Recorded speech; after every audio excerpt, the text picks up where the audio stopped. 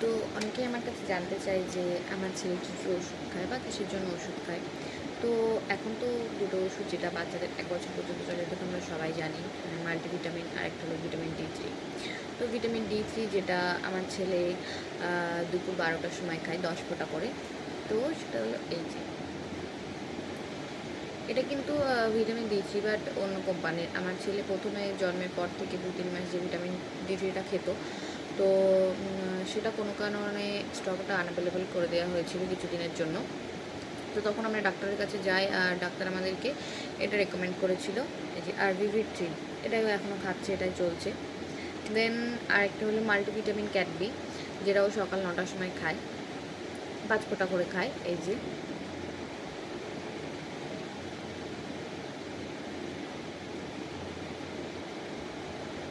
আর দেন ওর ৯ মাস পর থেকে মানে ইদানিং রানিং ১-১.৫ মাস ও যে ওষুধটা খায় সেটা হলো আয়রন, মেনলি এটা আয়রনেরই ওষুধ।